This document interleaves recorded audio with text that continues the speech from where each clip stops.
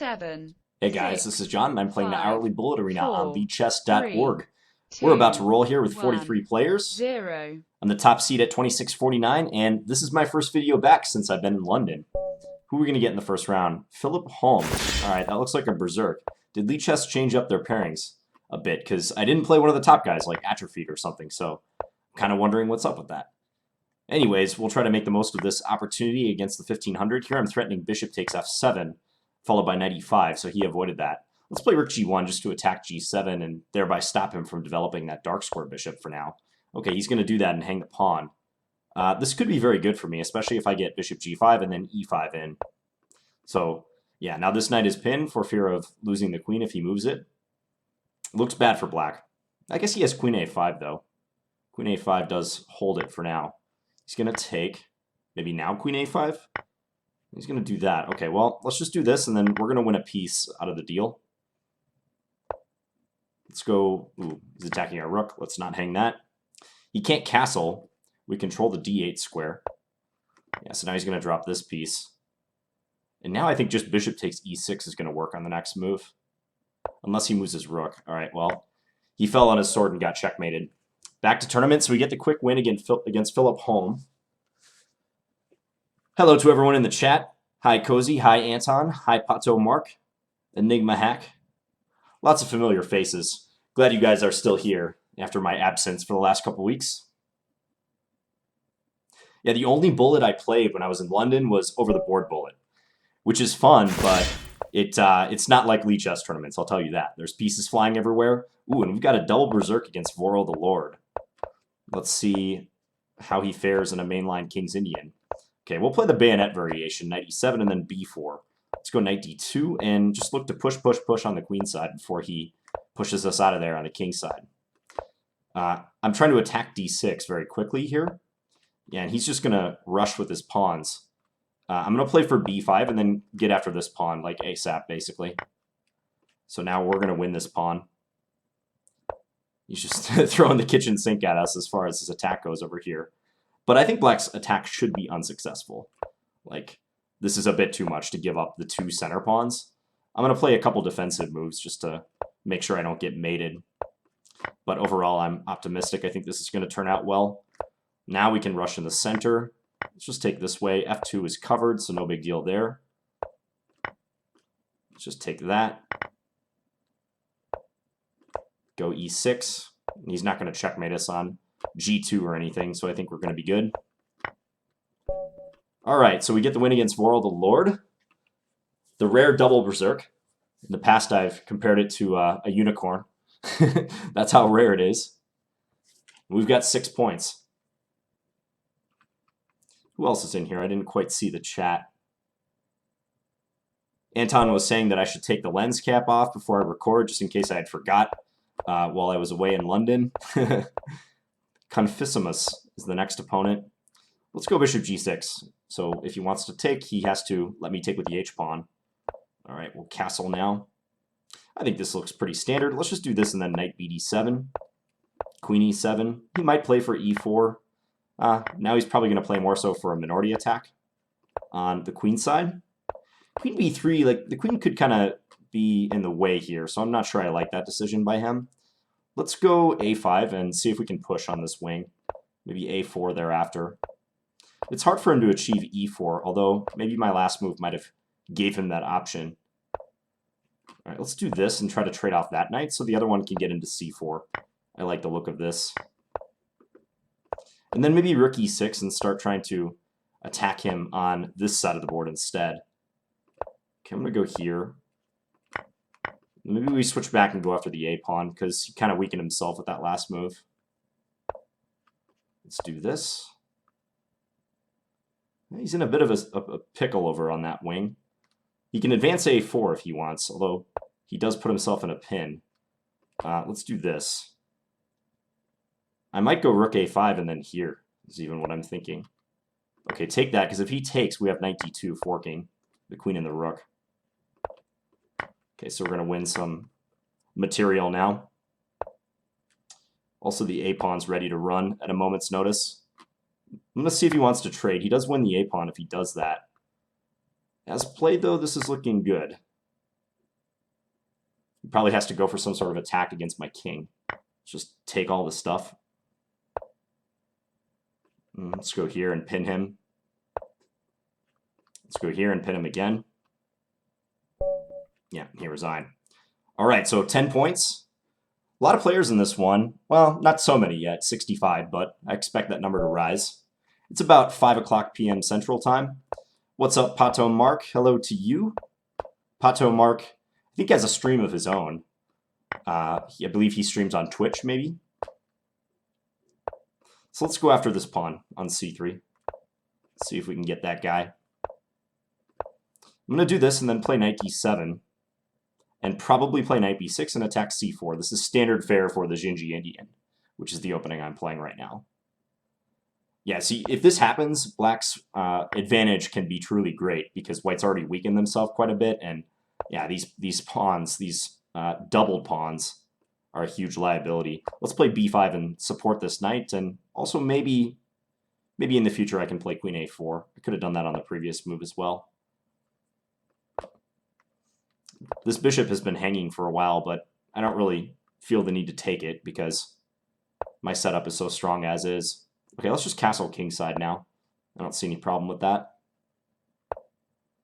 Yeah, he wants to trade naturally.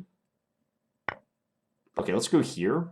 And I'm willing to let him take this if he wants because I feel like that would be a good trade for me to make. Now I'm hitting e2. Can I take here? I think I can. He's pinned, so it's all right. Let's go c4. Attack that rook, which has little place to go. Now he's especially weak on the light squares as well. So maybe I can play knight here and then get the queen in. Queen into e4. Create a queen-bishop battery. Threatening queen g2 mate. Check. Knight e4, does that work? I'll just take this pawn. Much simpler. Okay. So we get that victory against Pato Mark, 14 points. sztachalom, 2044 is in second place, and we're playing Sonata 2. What's up to you, Sonata 2? Another Jinji, maybe? Nope. He plays e3 this time. Okay, so we'll play for d5, and we've got like a Panov-Bofenek variation. And in this line, I think it's helpful to try to attack white's center. So with bishop g4, I'm indirectly pressuring that pawn on d4. This could turn interesting, especially if he doesn't play bishop e2. He probably should, though. Yeah, bishop e2 would have been a good move for him there. Let's just do this. Now we should have some attack. Let's go queen d7. I just got to watch my d-pawn. My d-pawn is somewhat weak, so let's bear that in mind. We'll take if he wants to trade. We drop the bishop. Okay. Good stuff for us. He can play queen h6, but I can bring my bishop right back for protection if necessary. Just making sure this doesn't drop anything. It doesn't. Queen takes h5 is not a big deal. So yeah, we're just winning too much material now. He resigned. All right. I couldn't remember what my rating was since I had been away. Pretty healthy 2650-ish rating. sztachalom. All right, so we're playing one of our chief rivals in the tournament. He has 12 points. Let's go for a Slav. Oh, this variation. I'm going to meet this with caution because e5 is a possible move you can play after knight c3, and I don't play knight c3 on move 3 too often. So yeah, I'm gonna put the kid gloves on here and handle with care. So we got a pin going at least on the knight. He's going to be greedy and defend that c4 pawn. I feel like he might experience some development problems just having to deal with this now. Maybe he can find a way out of it. Now I'm threatening knight takes c4. So let's do this, actually. Let's pin him. So knight g6 is a threat now as well. Yeah, because he's kind of playing with fire the way he's treating this. Okay, so let's take here. He might just take c3 or even take here first and then go after c3. But his development is still quite backwards, so I'm hoping that plays to my advantage. Now let's take and then just play queen g4. And what are you going to do about this? This is a big problem. If g6, I can play queen takes g6 and then go for a windmill. But I feel like that might be unnecessary. Like, I'm so far into his position already, and he's created such crucial weaknesses that I don't think black can defend. I mean, if king h7 trying to defend h6, I have rook takes f7 or queen f6. And everything's collapsing. So, yeah, he lost this game because he didn't develop, basically. He could play knight c6 here. He has to try that move. Knight c6 would at least allow him to take on e5 after I take on h6. So that was an attempt for him. 22 points. How are we going to do this? Hoping I can play Tony, Mr. TonyRo. All right, let's play knight f3 this game. Confucius again. King's Indian. I'll take that pawn if he advances e5. But he's going to play a setup with bishop g4. These setups are not bad for black. You do tend to cede white the bishop pair when you play this way, but on the whole, this is acceptable for him. Let's play just rook fd1. Maybe c5 now and open a few lines. Maybe pump that queen all the way into d6. This looks promising. e5? Nah, e5. We'll hold off on e5 for now. Let's play b4 just to support this. And then maybe g4 and grab more space. I suspect he's going to try to trade. But now he's going to get pushed back quite a bit. Let's go g5. Okay, let's take that. And then go e5 and knight e4 to follow. I'm very much liking the look of this. Let's bring the king up. I could play knight d6 like virtually whenever I want. He's going to angle his knight to f5. So let's do it this way and attack g6. He has king g6 though. Maybe I shouldn't have allowed that. We'll see. He's going to allow me to take this pawn. Okay, so he either didn't see that or just wanted to give up the pawn for some reason.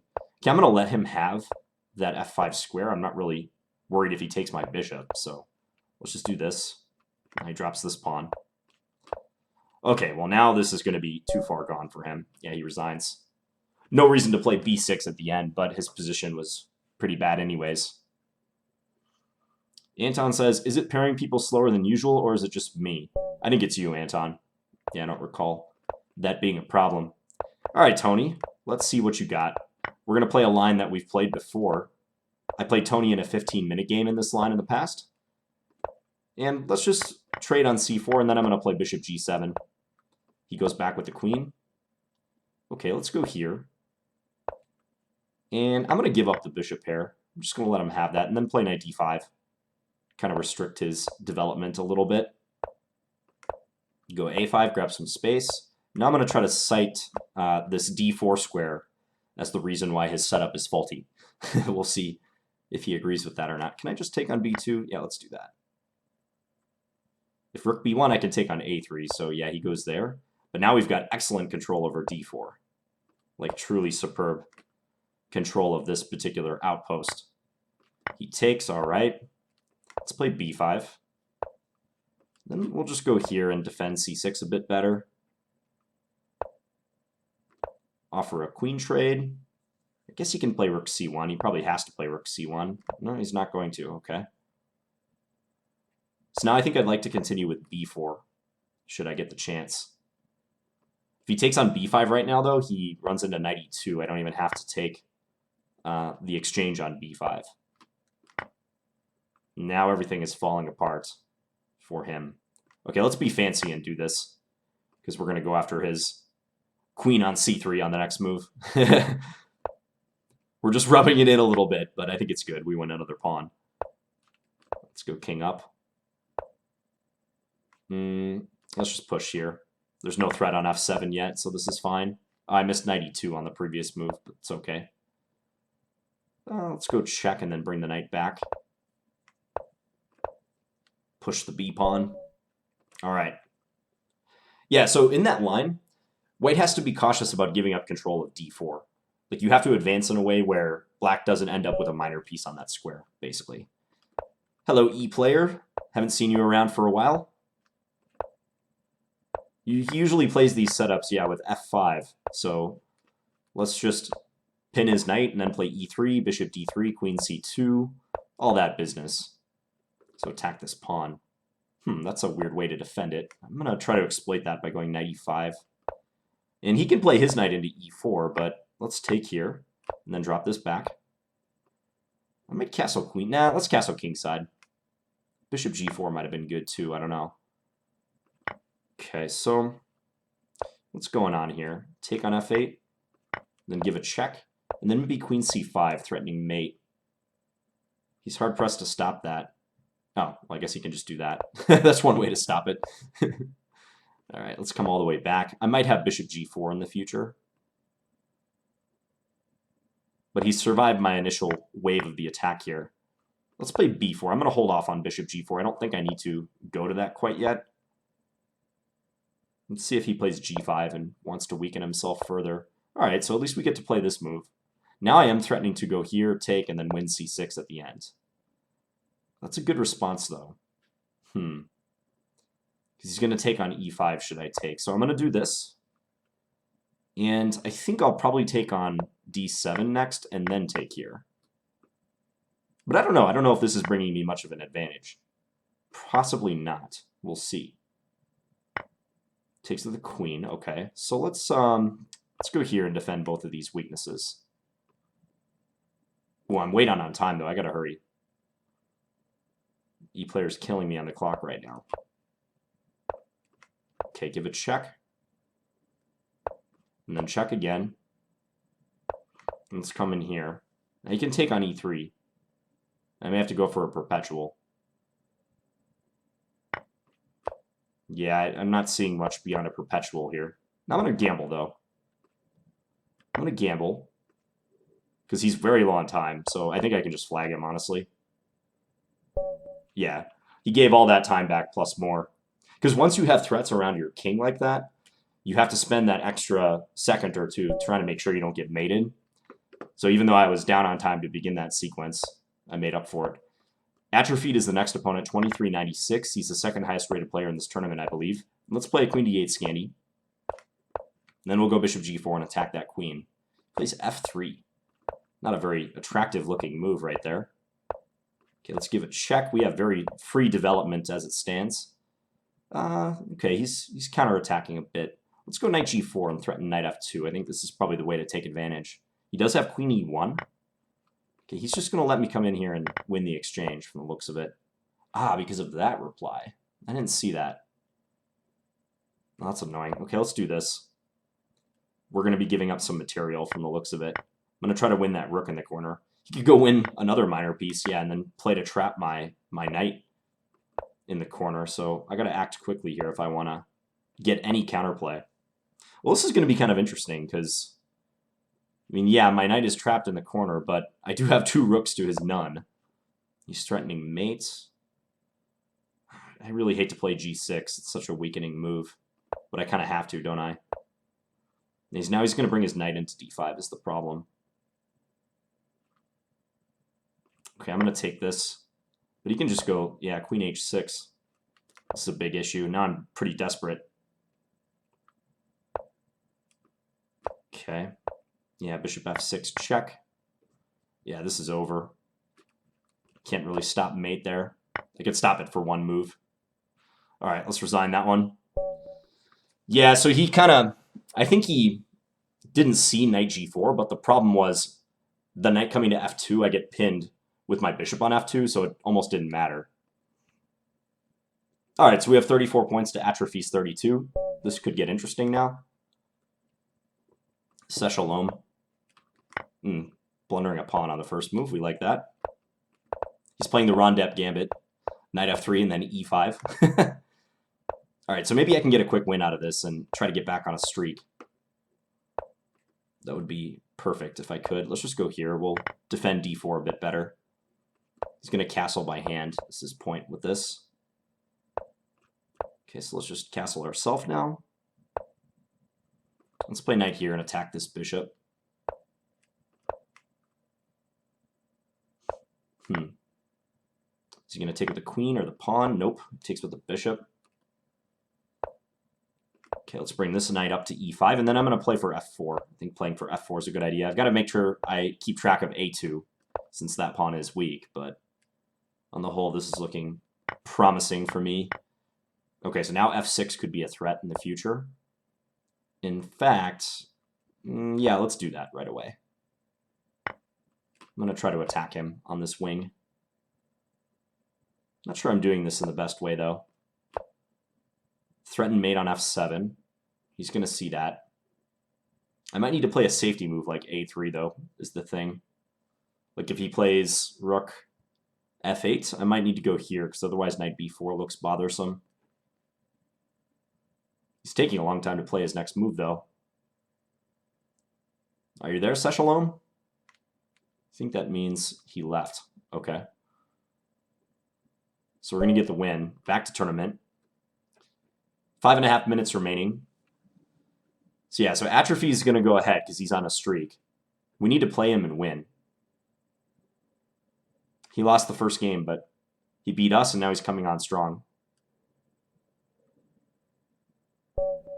Okay, and we play him again. Let's do the same thing. Let's do this line once again. Not really that scared of setups with g3 in this line, so especially if he insists on playing this way once more. I'm going to keep my pawn on e6 instead of e5 this time around. I think this might be a little bit savvier of a way to play. So we'll try not to let him get too much in the center and with this bishop. Okay, let's just play h5. Slow him down a bit there. Knight d5 makes sense, I think. Let's take this. Now he needs to get his bishop out of the way so he can push f4. So I would expect him to do that. Okay, he can't move this pawn up for fear of that, losing his knight. Although I just lost a pawn for no good reason, really. Let's go here. Knight e2 is a threat. Ooh, he blundered into it. Okay, so now we're going to get his knight on h5. Also, we're threatening knight g3. So this is suddenly very good for us. Yeah, he's in big trouble now. Not really a good way to defend against all those threats. All right, let's just take that. Take this. Take here. Play g6. Do this. Offer to trade queens. Yeah, if he takes b7, he's going to get checkmated very soon, so yeah, there's not much really left for him to do. And we're not even going to take the queen, because we got mate on h2 instead. Although taking the queen also would have been mate. All right, so 38 points. We got to stay ahead of Atrophied now. What's important about this, it's not so much that we beat him, but it's the fact that he's not on a streak anymore, and we're about to go on a streak. So that's really going to hurt him with 3.5 minutes left. But we still need to win this game. Like, no questions about it. What's it going to be, Mr. Atrophied? Okay, let's play knight c3 against this Dutch line. And then we'll play for e4. See if we can open the position up compared to a usual Dutch where it's a little more closed than this. Let's go knight c5. Go here. We've got good control over the center, I believe, at the moment. Let's go here, kind of focusing on the e5 square in particular. Yeah, he has to find a good way to catch up in development now. Let's just do this, and I think if he takes, probably take with the knight. Hold on to our nice development lead. Yeah, now we're hitting e7 as well. Let's take this way. Do I just want to take that light square bishop? I think I do, so let's do that. So now we've got the two bishops. Plus I'm attacking c7. Okay, I'm just going to take here. He's fighting pretty hard to get his material back, though. Bishop g4. He can just take on c7. But I win f5 and then I win d5, so at least I'm going to get some material out of this. Go attack his knight, okay. Yeah, I blundered a bit there, but it's still an interesting position. Let's play f3 and just put a stop to his f-pawn. Not an easy position for either side. I mean, I think I'd probably rather be black here, but it's kind of close. I'm going to keep the queens on the board for now, because he's very low on time already. Drop this queen, too. That was weird. He fell apart pretty quickly. Now I'm threatening mate on h6, and it's going to be mate next move. Okay, that was really strange. Yeah, it's almost like he didn't know what to do after he took on c7 and had the two minor pieces against the rook plus pawn. So, great for us. We basically win the tournament because of that game, but I don't know what happened to Atrophied. Maybe he's lagging. Some people are complaining of lag. Jamieson. Let's berserk this game just for fun. It may not count, so we'll just play an interesting game. We'll go knight e4. See if he wants to swap. He does. Let's play bishop d3. We'll keep this bishop. And then we'll take. I'm going to play for e5 and open it up. Go after b2. Oh, dropped his queen. Let's go here. Bishop b4. I didn't see that move. I want to get in here and then play for an attack on f2. Let's go here. He's going to be very annoying and keep trading stuff. Let's go after that knight. I could almost play just queen e4 and then win the endgame, but I think it's better to do it this way. I think I can do this, because I'm going to queen with check is the thing. Let's bring up the king to assist.